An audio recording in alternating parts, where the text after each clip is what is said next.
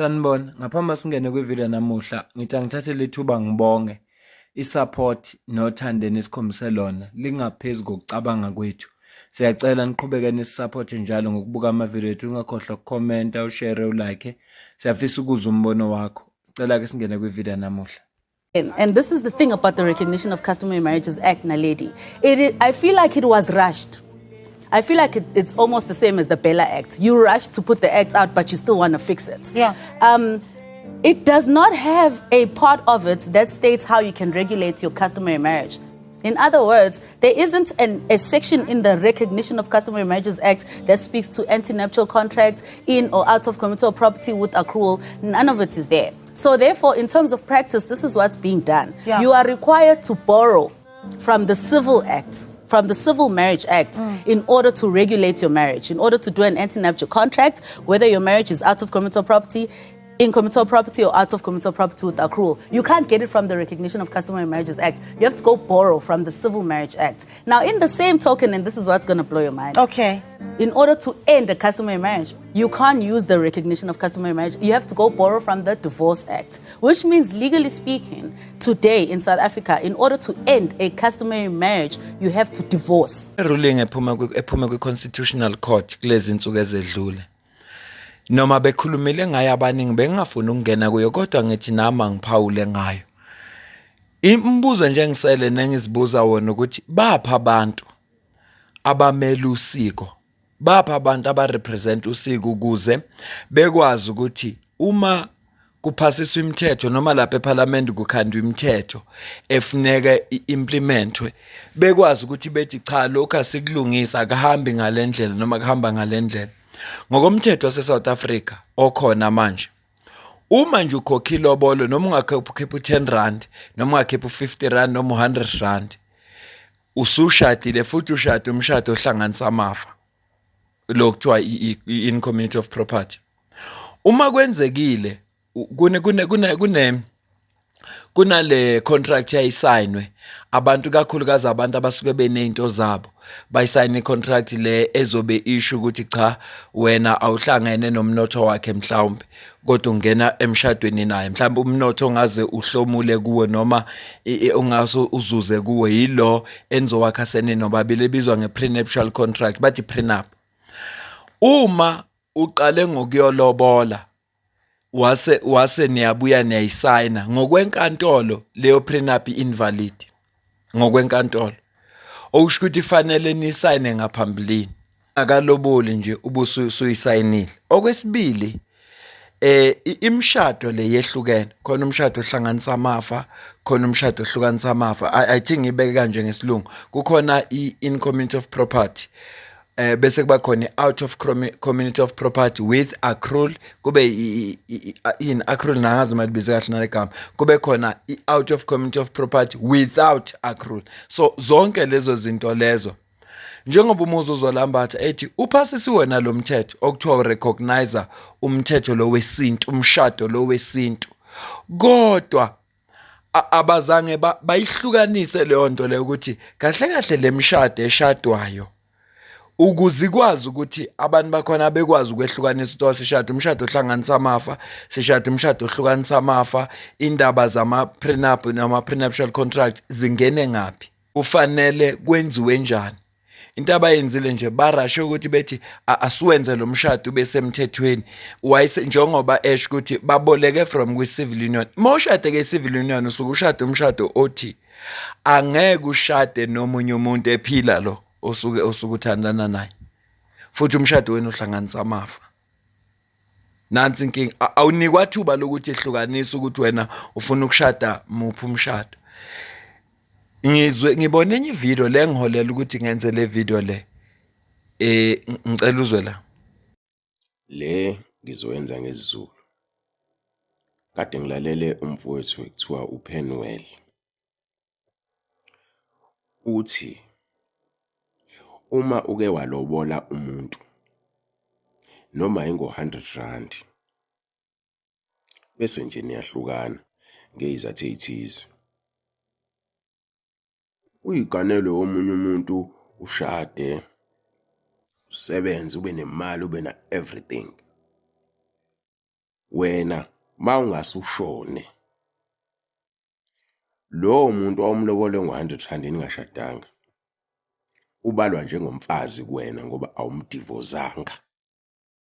Angahamba ayoclaima half of izinto zakho. Ngisho engenabo abantwana. Hey, uyabona bafowethu.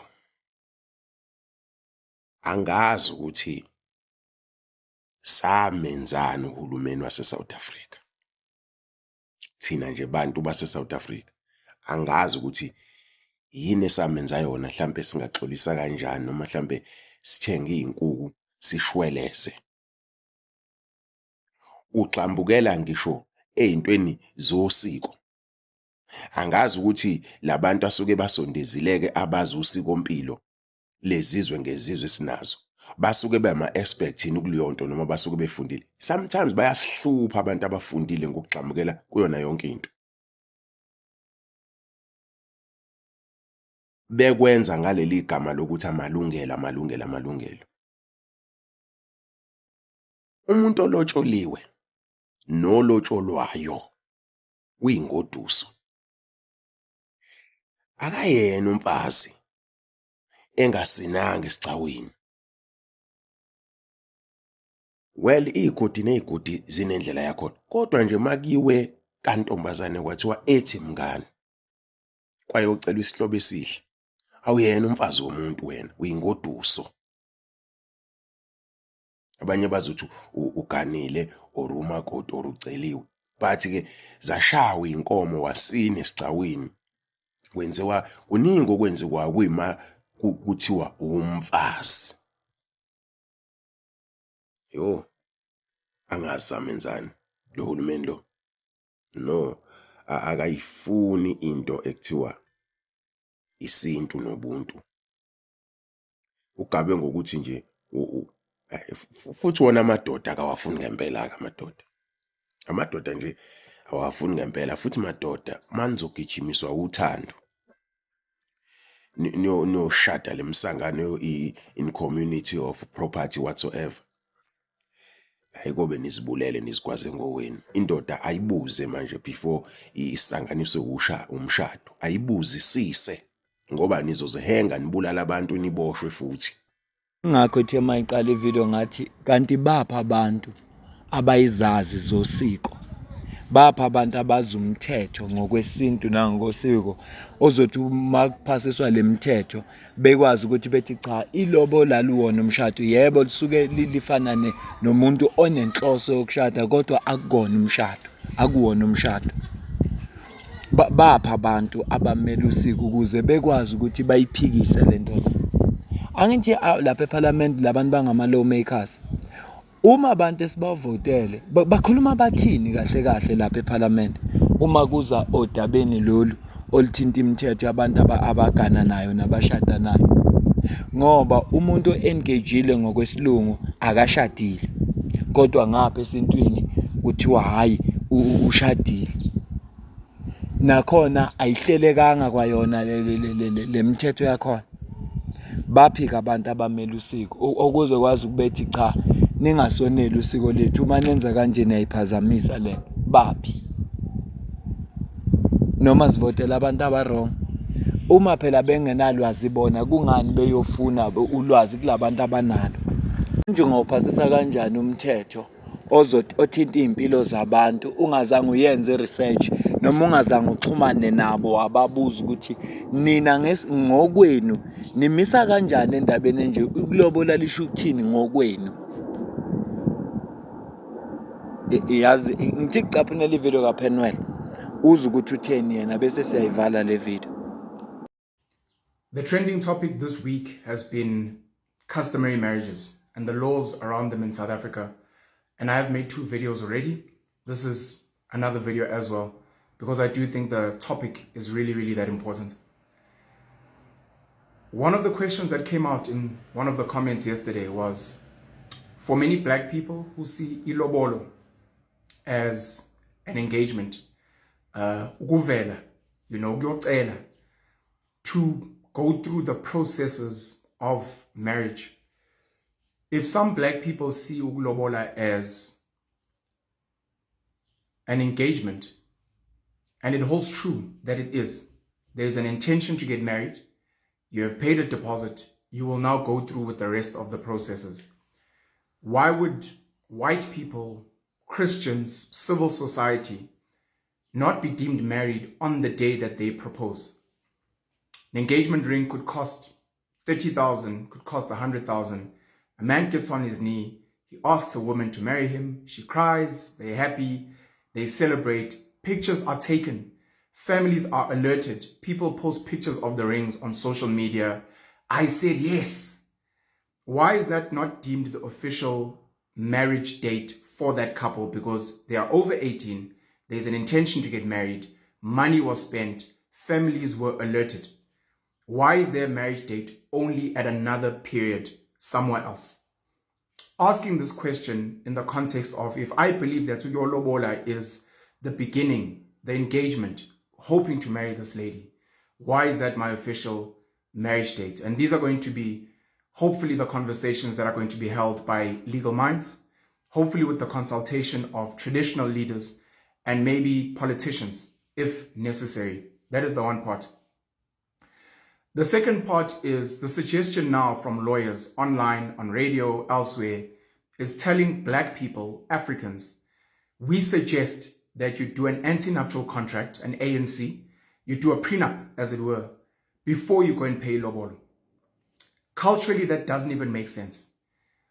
Once you go and you sit down and you're devising a prenup, you have superseded, you have jumped over the families coming together, which is a cultural requirement. At which point did your family go and ask this lady's family that there's an intention to get married, to a point where you guys are sitting and discussing a prenup? In essence, you are disrespecting culture. On what basis are you guys sitting with a lawyer discussing the treatment of assets when you get married, after you get married, if ever you get divorced? Because families have not met. No letter has been sent, no sit down has been had. So the concept of drafting and signing a prenup before going to do the lobolo negotiations is spitting on culture. So how do you reconcile that when you're speaking to traditional leaders, academics and the like, to say we are going to do a prenup before paying a lobolo? On what basis are you drafting a prenup? Because what's coming out, of course, is that once the families have sat, negotiated, agreed, sometimes even the agreement with witnesses is good enough before you even pay that 10 Rand, 100 Rand, 10,000 Rand. Once you've agreed, it is now officially a marriage per customary law, according to what we're hearing and one of the things that is being discussed and debated now. Any prenup you enter into thereafter will be invalid. This is what Black Coffee and Tlembalim Lojo would be dealing with now, of which on one of my videos, DJ Black Coffee made a comment. He did apologize that he said, look, maybe his legal team wouldn't be happy with this, but he said that this matter is now bigger than his case. He gave 2 points. One of the points being that intent is one of the big topics that they are looking into. And he says himself and his ex-wife, there was no intention to have a customary marriage. They were intending to do a civil. This is where now you'd have to ask, what was the point of paying a lobolo and? But that was the point that he made. The second one had to do with the prenup. The comment is there. If you go on Instagram, if you go on to the second video or the first video that I made, he went and he basically agreed with my video and then he gave his opinions there. So that's going to be the conversation that's going to be held in that regard. I had an amazing filming session yesterday with my brother Penson, with Tibo Khokibine, with Sizwe Dube, with our guest being Uthemba Nkosi, popularly known as Euphonic. And we tried to go through our understanding of what ukushada ngesintu means, getting married customarily, traditionally, how we understand it. And in summary, you will get to watch this episode when it comes out. In summary, it had to do with the families coming together, negotiating, agreeing, ilobolo being paid and finished, hopefully. To ilobolo qedwa, but uqedwa is not necessarily the amount set down. If the amount is 50,000, you must pay the 50,000. Maktu ilobolo qedwa, it just means that your wife's family may always call upon you to assist in some way. Therefore, you will always have a debt to them for raising this flower that is now your wife. After that, the lady is let go from her home with umembeso, uyakhisha ngekist, which is meant to be her final resting place. And she eventually leaves that family and is no longer belonging to that family, almost as if being given up for adoption. And then on your side of your family, there's Omembeso and those things. She's welcomed into the family as now a new member of the family, again like adoption. And then officially, symbolically, Utelwa Ngenyongo, which then is saying, you are now part of our family. And on that day, she becomes officially the wife of that family, your partner. And that is apparently when the law is supposed to kick in to say, you are now officially married. That was one of the conversations we had. And I think it's very, very important for us to have these conversations. I did have certain people from different ethnic, tribal groups in South Africa saying, we don't do that Utela Wenyong or Membeso thing. And I encourage them to say, please in the comments, teach us. Which group do you come from? Which family do you come from? Tell us how you guys do things. Do you understand the Lobolo to be marriage? Or do you understand some other occurrence, process, custom being done to be like, okay, now this is marriage, so that people can be schooled? Because part of the problem is you've got Western law dictating what is meant to be marriage to over 11 different ethnic groups. I don't know how many hundreds or thousands of families, family names that do things differently. And you can't just have one prescription. Very important. The last 2 points I want to make is this. And I wrote 2 points regarding this on social media yesterday. Generally, Western courts, or what we know as Western courts, run by Roman Dutch law, brought by the British, what we know as civil courts today. My understanding is they did not go out of their way to go and disturb black people's way of being, black people culture, black people customs. It would be the black people themselves, frustrated by their own cultural processes and customs, failing to have a mediation with families, failing to have a mediation with a chief or a king, or not happy with those outcomes, who would then go to civil courts and say, I'm a woman, I'm emancipated, I've got my own assets, I've got my own money, I've got my own agency. I don't want to do these things. And the court would come in and try and assist, looking at the constitution, but also trying to consult with traditional minds. Black people are the ones that went to and disturb Western courts to say, come and intervene. It would be the wife of the late King Zwelithini who would go to the courts to ask them to intervene in Zulu matters. It would be the family members of Misu Zulu Zwelithini who would go to the courts to try and fight and say, oh, Misu Zulu is not the rightful heir to the throne. It is black people that clearly do not respect their own processes, who disrespect their own forefathers and the way they did things, to say, we would rather go to white, European, Western courts to intervene in this thing because we are not happy. So black people need to actually really decide if they really believe European, Western, white ways are superior. And in my opinion, any black person that leaves the confines of a family, any black person that leaves the confines of culture, as it were, and goes to a foreign entity and institution for intervention should be disowned and kicked out and told, you can no longer practice this culture. Can you imagine a Muslim man not happy with Muslim prescriptions in the Quran, going to a Christian church, an archbishop, saying, please intervene in these Muslim matters. And then other Muslims saying, yes, the Christians have said, therefore it's done. Something is very wrong there. We need to have that conversation. And last but not least, my solution to everyone out there who wants to get married, please, it's a suggestion. Go and get married under civil, go and sign. Go and sign. You can bring families together, you can let them know we're getting married, go and sign, get it registered. Then thereafter, now that it's registered, it's at Home Affairs, you can then go and do your cultural things as a symbolic thing for your ancestors, following your rituals and your culture properly. But go and do the civil thing so that you're not fighting unnecessarily. If you are married customarily, please go to Home Affairs, go to the courts, go and register your marriage so that you're not going to be dealing with this back and forth and. This is my suggestion. Looking forward to some of your thoughts. Ngathiwa khona into engiyiphawulayo phezukwalento esisho uphenwele la. Ngabe ngiyayona yonke lenkulumo. Kodwa kubuyele ekuthenini labantu okuthiwa bamele usiko abasukume ngempela ngoba uma kungenjalo kuzokonakala.